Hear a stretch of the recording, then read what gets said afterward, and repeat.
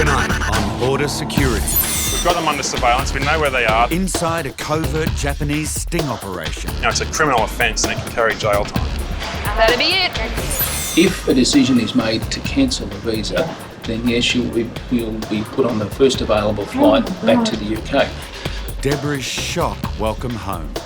We're talking about babies, money, houses, where we'd like to get married.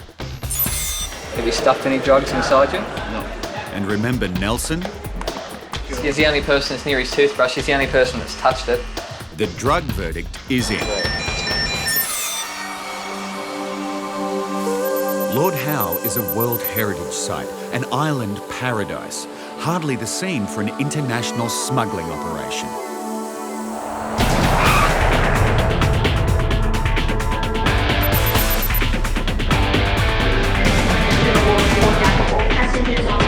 We've got two Japanese tourists coming in from Lord Howe Island tonight on their way out to Japan. We've got information that they're smuggling out protected wildlife from Lord Howe Island, which can include fauna of any kind, snakes, birds, lizards, insects. The tip-off came from police stationed on the island. Oscar 1, Oscar 1. We've got them under surveillance, we know where they are. Satoru, that's him dashing to the toilet, and Hideshi spent 5 nights on Lord Howe. They had no credit cards and no local currency. Now, the intention is to covertly examine the baggage down here No. in the baggage handling area so that we can examine the baggage without them knowing it.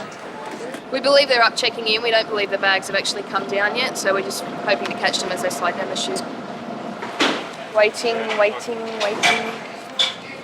If these guys have got wildlife, either they're collectors or it's for commercial purposes. If it's for commercial reasons, these things go for big money, $10,000, $100,000 even. It's a criminal offence, so we take it very seriously and it can carry jail time. At immigration, Deborah has triggered an alert on her way in from New Zealand. She's coming back to Australia on a tourist visa, but she's overstayed previously, You could just take a seat over there, thanks. so she may not be entitled to have that visa. Deborah is a UK citizen. Okay, what's the purpose of this trip into Australia? What's the purpose of this trip? Yeah. My life is here. I have a boyfriend here. I want to sort out my sponsorship with the company that I was originally going to be sponsored by. Now, you were granted an electronic tourist visa. Yeah. Where were you when that electronic visa was granted to you? I was here in Australia. Okay. How did you apply for that? I went to see a lawyer. Is he a migration agent? Yeah. Did he explain to you that to apply for an electronic tourist visa, you must be outside of Australia? How he done it, I don't know. I was just happy it was getting done. Can I just ask what's actually going to happen now? Well, a decision will be made as to whether this visa, this electronic visa you have, is cancelled. If a decision is made to cancel the visa, then yes, you'll be put on the first available flight back to the UK. Can I have a cigarette? No, I'm afraid not. There's no smoking anywhere inside the building. She has an Australian citizen boyfriend who we will attempt to contact. The visa that she has was obtained incorrectly while she was in the country, which she should not have been. At this stage, it could go either way. That'll be it. Satoru's bag has arrived, but Hideshi's still checking in.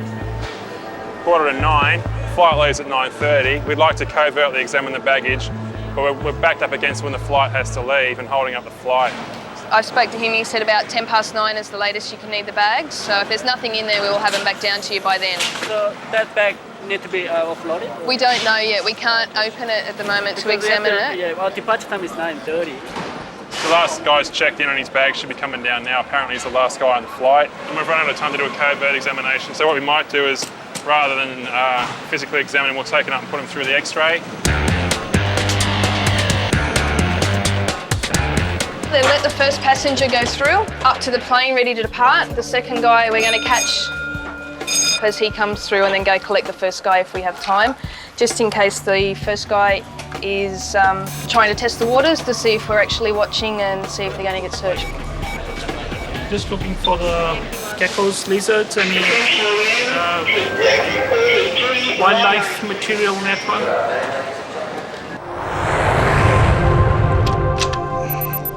Okay. Do you have a telephone number for your boyfriend? Does he have a mobile?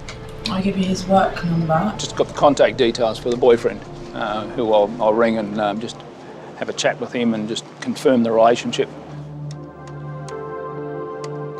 Good afternoon, Matthew. Hello, you there? My name's Al. I'm an immigration officer at Sydney Airport. I'm having a chat with a lady. Yes, with Deborah. She's your partner. Okay. And how long have you known her? Five full months we were together. We were talking about babies, money, houses, where we'd like to get married. She's just travelled a short trip to New Zealand and returned. Do you know what the purpose of her return to Australia is? She was coming back here to travel, but also to be legal in order to submit a further application for sponsorship into Australia. All right. Thank you very much. Bye-bye. The relationship appears genuine. It's just a matter now of whether she is abusing the visa system or not. At Sydney Airport, I'm going to ask you again, are you carrying any drugs around your person? Nelson, a traveller from South Africa, is being interrogated by customs officers. Just giving you the opportunity, mate, before we take this further, that's all. His wallet and luggage have already tested positive for traces of cocaine. I'm not asking if, I'm asking when. I don't use cocaine. You've never used cocaine? And then there was this. Grace, the Labrador, is trained to sit when she detects drugs. Nelson has some explaining to do. You've seen the way the dog's reacted to you, Right. which may indicate you have narcotics concealed on your body. Well, the dog may have responded to leakage, which as he's inserted it, they have to clench to keep it concealed inside their bodies. We just want to give you a pat down, just a frisk. The other thing is if he's a user and he's been sweating, it's going to come out through the crotch, primarily where the pores are the most, so the sweat. He said he hasn't been near any narcotics, so I've decided to test something that only he's touched, which is his toothbrush. He says no one else has been near his toothbrush, so I reckon hopefully we might get some sort of a positive reaction to cocaine here.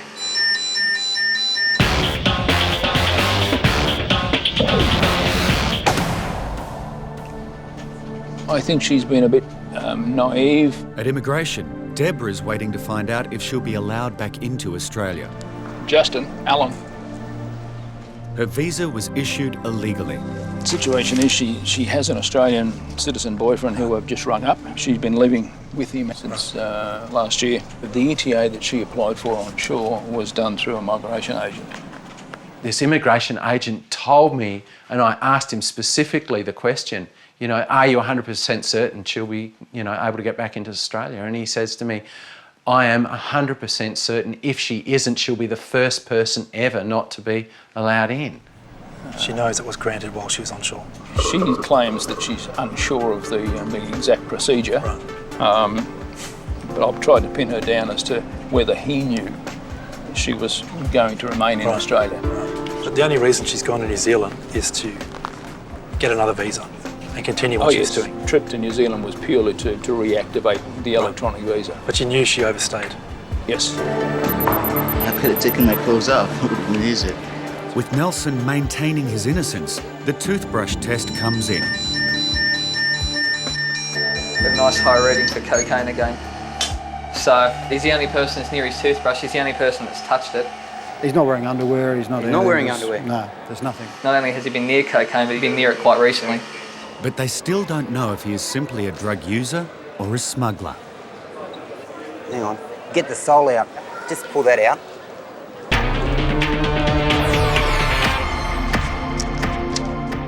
For Deborah, more shocking news. This time about her old visa, the one she overstayed by 4 months. This migration agent, he should have explained it to you that there was a 3-year automatic exclusion period. Okay. No one has told me this. I wouldn't be happy. I don't want to go for this. I find it really upsetting. The letter that Deborah had received from immigration did state that she was subject to a 3-year exclusion period.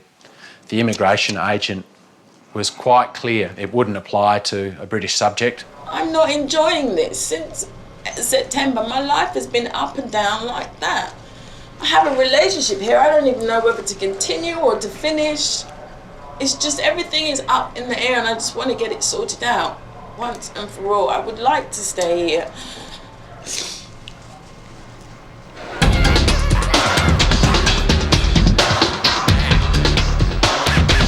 We have my left shoulder and behind the big family at 56. In departures, Haidishi is still under surveillance. Just hang about here, his mate's in the queue, so... Okay. Just give me a Customs minute. suspect our Japanese travellers are trying to smuggle out wildlife. The X-rays are inconclusive. Go now. One team in there, one team in there. Get it done quickly as we can, and then we'll reassess after that. This one yours? This bag? Yes. Yes? I'm going to have a look inside the bag.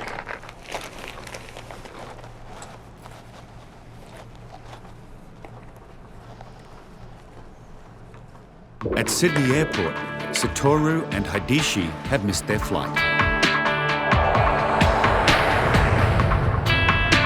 What's this one? Cow bomb. Customs officers are searching their bags for native wildlife. There's nothing there. But what's Satoru got? These things are huge and very alive. We've got quarantine coming up to make an appraisal to help us assist what they might be. This one? One? 2, 3? No. No more? Just one? What we've got is a couple of Japanese guys went over to Lord Howe Island. They've acted in a way that in previous situations people have brought back CITES beetles and things and attempted to export them. And obviously you're not going to be able to identify them, but just maybe appraise what they could be. They're just a larva form. It's pretty hard to tell what they are until they pupate into the adult form. I can't tell exactly what they are just from that. Are there any pictures in there? Lord Howe Island pictures? Is the answer hidden in Satoru's camera?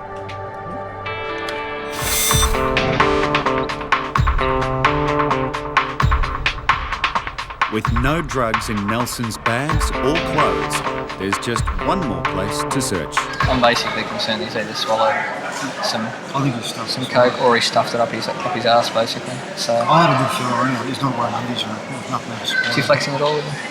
His ass, yeah. Yeah, well, I couldn't go up that take far. him into the room, mate. Pack him up. I just spoke to my supervisor. What we're going to do is we're just going to take you to an interview room. There's a few more questions, obviously, I'd like to ask you, as I said to you before, and we'll go from there, all right? Just as well.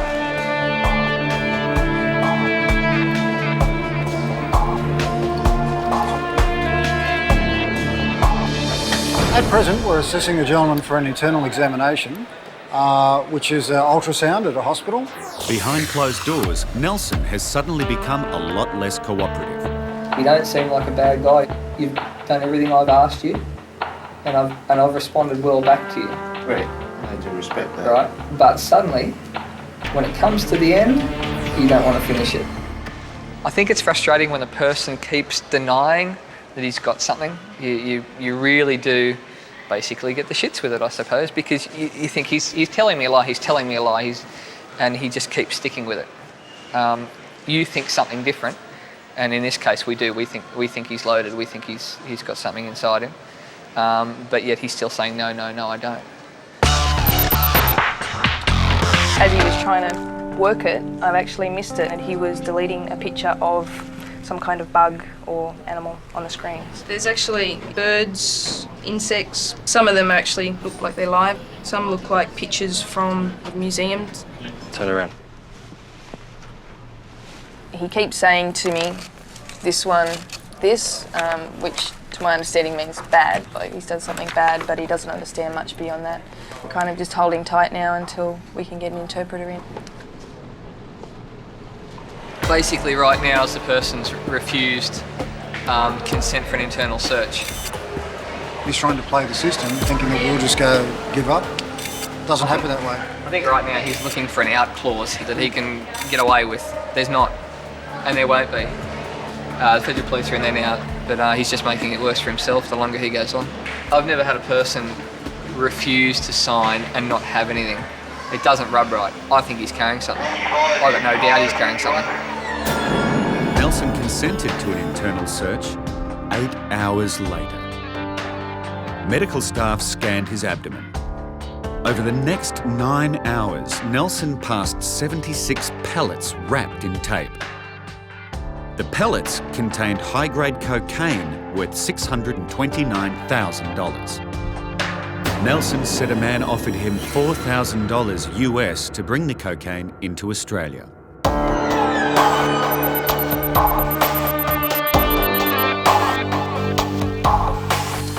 Deborah, what I have here in front of me is called a notice of intention to consider cancelling.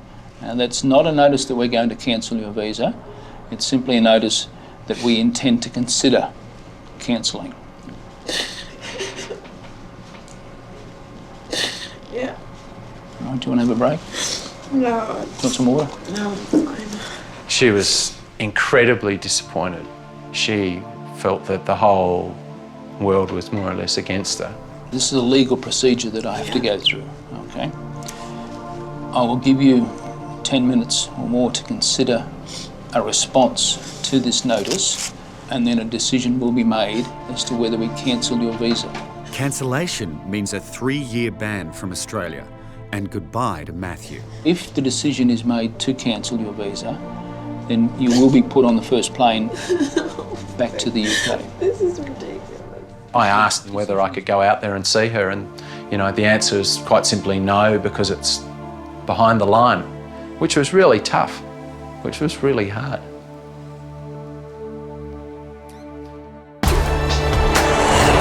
At Sydney Airport, Deborah's case is being reviewed. The situation is that she's breached the Migration Act, basically. And so we'll make a decision now as to sort of how far we go with it. What are your views on this one? The ETA has been granted unlawfully.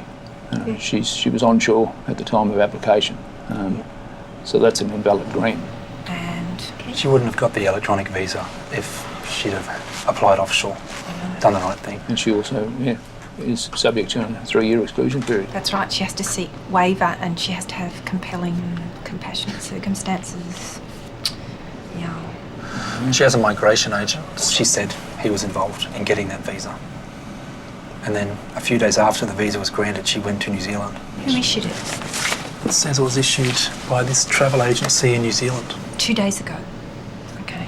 Can she explain that? All she knows is that she went to a migration agent and he made all the arrangements. Can you ask him where he got that from? Lord Howe Island. On Lord Howe Island. Okay. In Departures, Satoru is trying to explain why he had larvae hidden in his tackle box. What is his interest in these? My interest was taking a picture of the native creatures. Basically what Malcolm's trying to establish is, are these items protected, and if so, what would be the impact of having them removed, so that we can ascertain whether we're going to arrest and charge him or just seize the goods. So unless you can identify what part of the island it comes from, you can't say that. Yeah. If it's serious enough impact, the penalties can be anywhere up to 10 years in jail and $110,000. Right. Could you ask him what he does in Japan for work? I'm a builder. A builder? Yep. And could you ask Mr. Fujimoto what he does? Used car salesman. Used car salesman, okay. Best case scenario at the moment, he's going to spend an extra night in Sydney and fly out tomorrow. Satoru and Hideshi were charged with attempting to export a regulated native specimen. The tackle box contained 21 staghorn larvae and 27 eggs, with a potential value of $48,000 to Japanese collectors. At trial, it was found that Satoru and Hideshi had used the larvae for fishing.